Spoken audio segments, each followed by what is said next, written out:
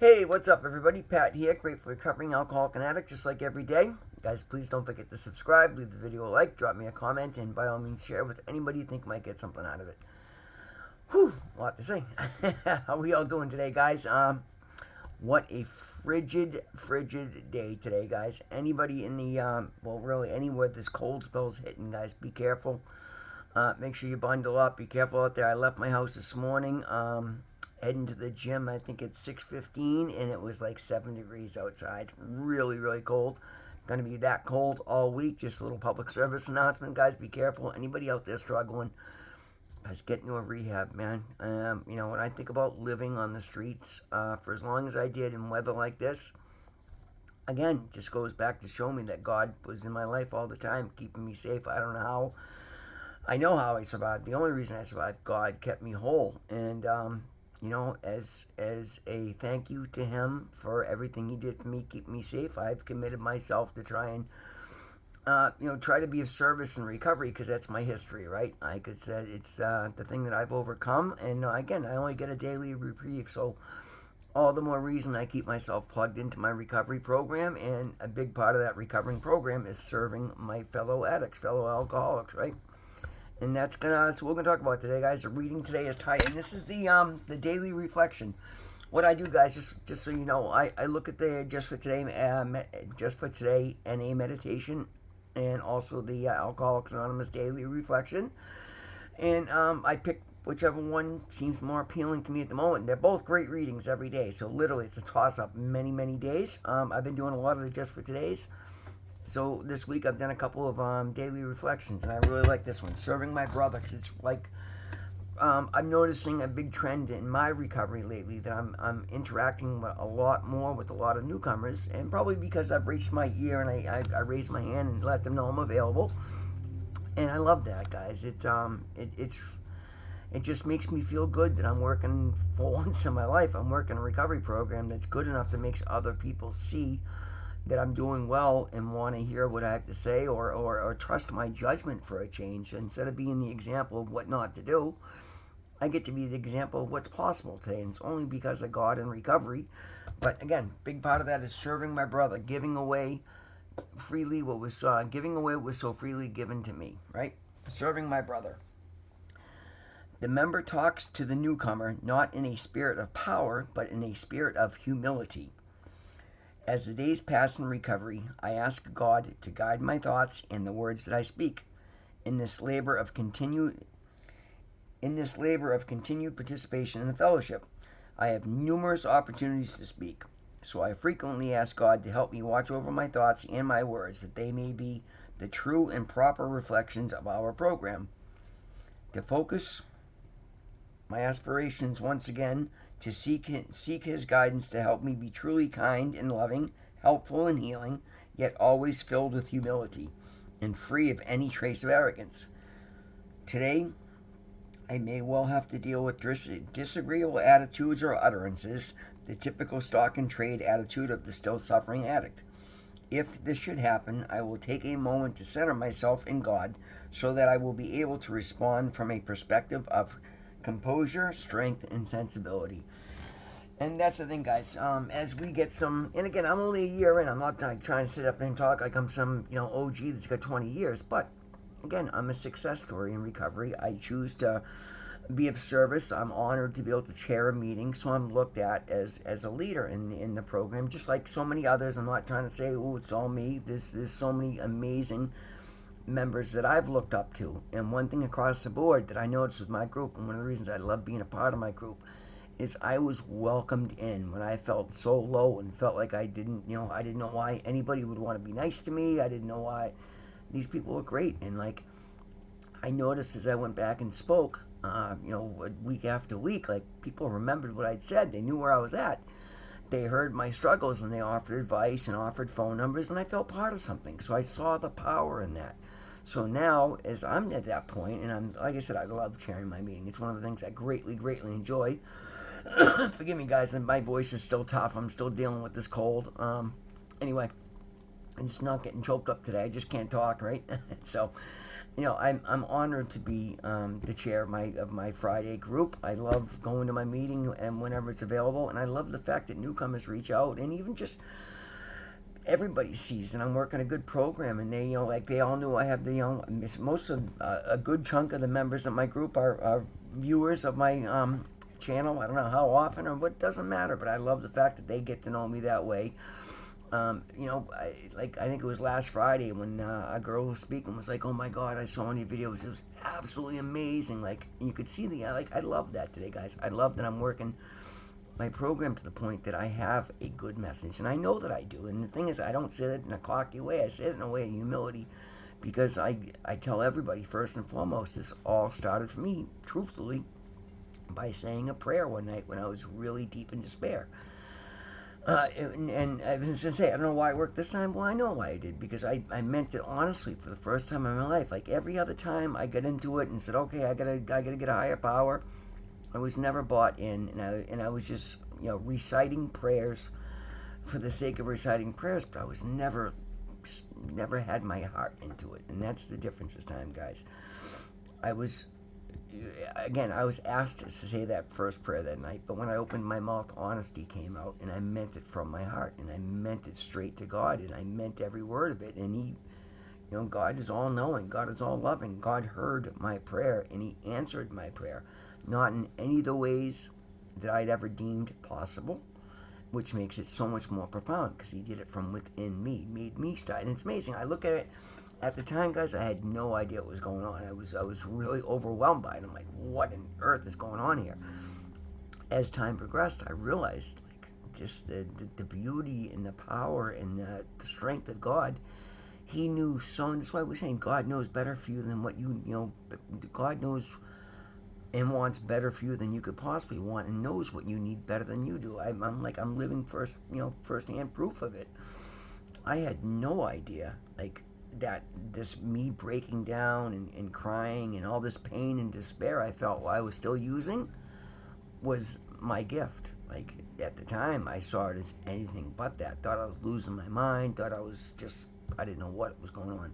But God was giving me feelings that I could finally be forced to pay attention to what was going on in my life. Because one of my strongest habits in addiction was my ignorance, my ability to ignore the blatantly obvious facts of my life.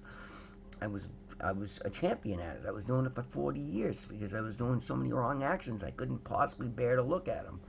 So God, I didn't know at this point, because again, I've been doing it so long, I was ignorant of the fact. But God knew what it was going to take to get through to me.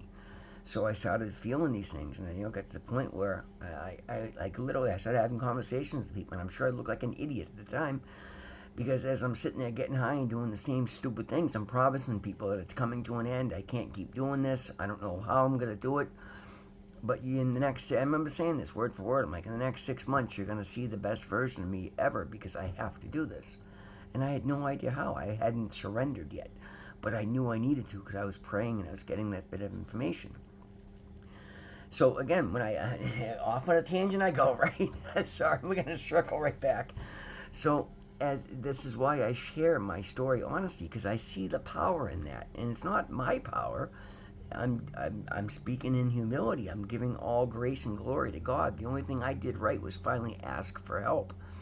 And actually then, once I asked for help, I started acknowledging the source of the help, and then being profoundly bewildered by it, I started paying more attention to it. And again, these are all divinely guided actions that I'd never taken before.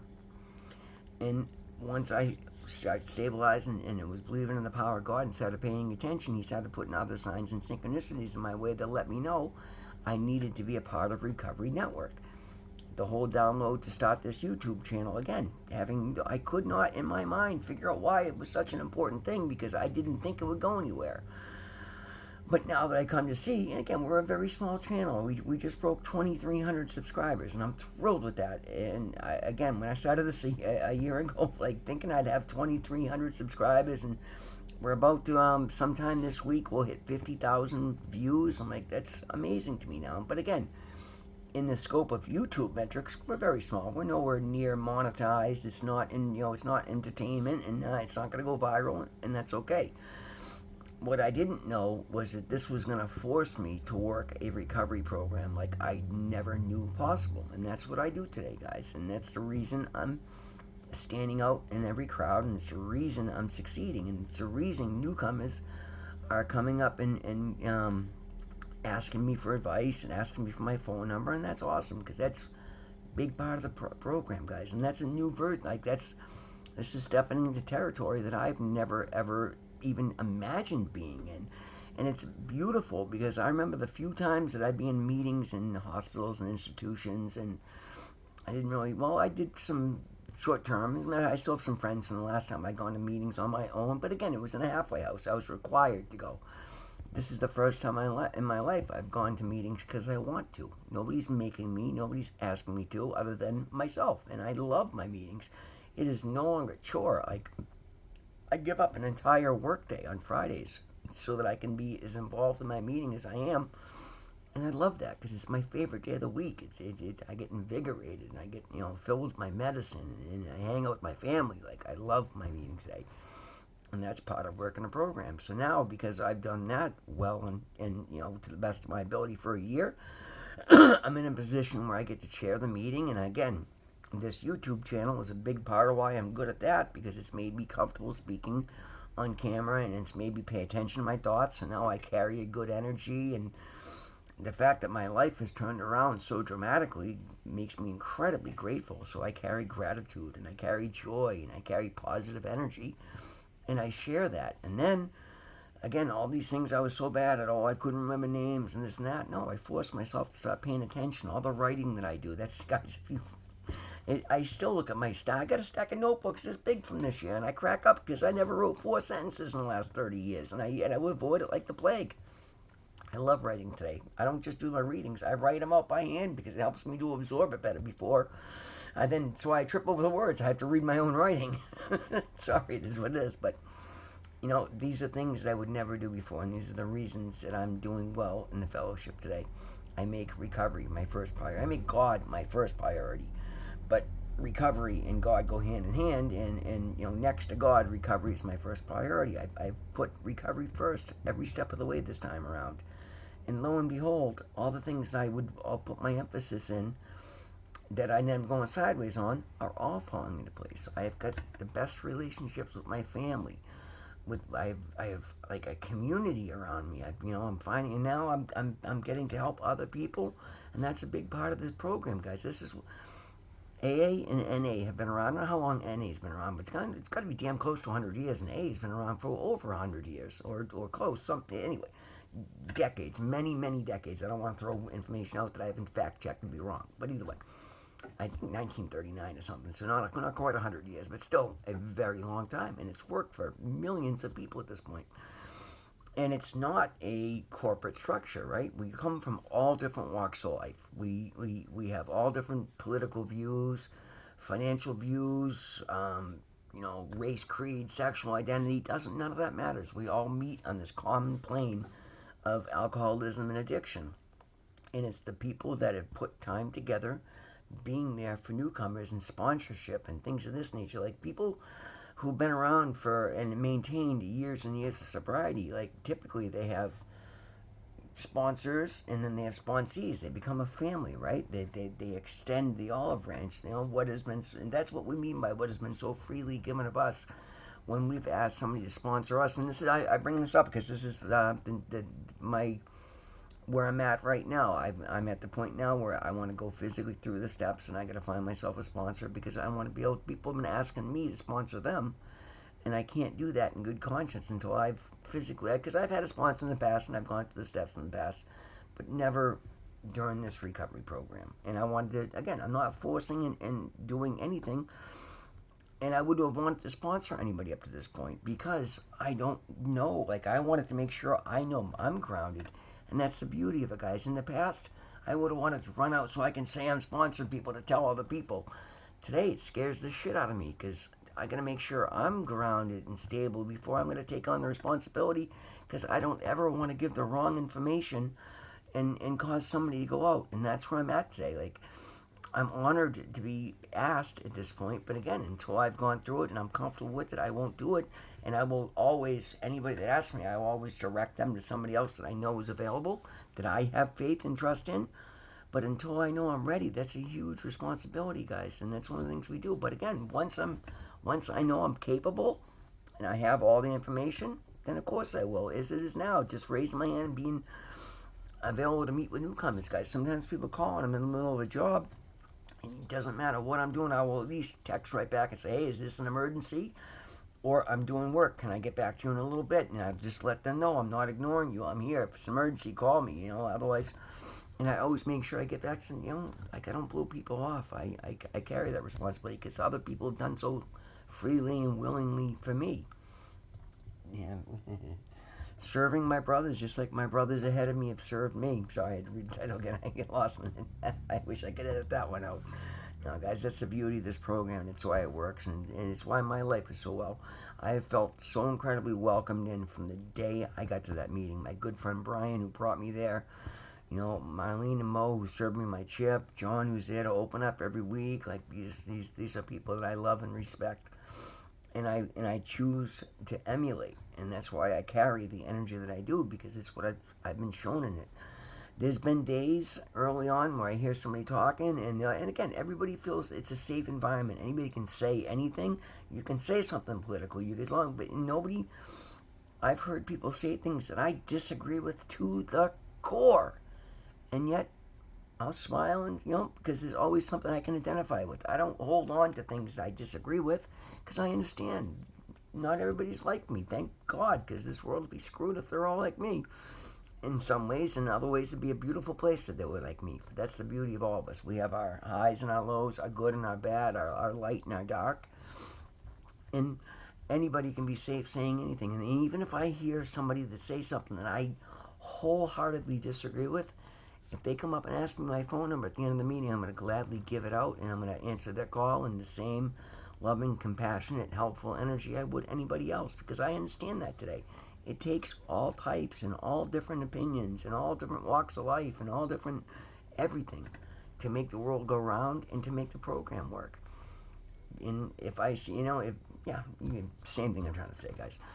I think we'll leave it at that, guys. Serving my brother was one of the things that makes me proudest of who I am today, and the fact that I'm being sought after to serve makes me even prouder and shows me I'm on the right track. And it's why, no matter, guys, I get so many work calls some days. Like today was the day I thought I had one job to do. I ended up doing 6 different jobs and lining up so many more. Then we get snow coming again this weekend. Like, I have no idea how I'm going to get all my work done. But it doesn't matter, because when somebody from my program reaches out, I answer the phone, answer the text, I get back, because recovery's got to come first. And I put my name and my phone number on that phone list to be available for somebody to call. And being that I hold the position and service that I do, I'm somebody that a lot of people are coming to, and I honor that, and I'm honored to be in that position, and I treat it with the respect that it deserves, guys. That's the video for today. Thank you so much for being here with me. Always remember, God loves you. I love you. We'll see you in the next one.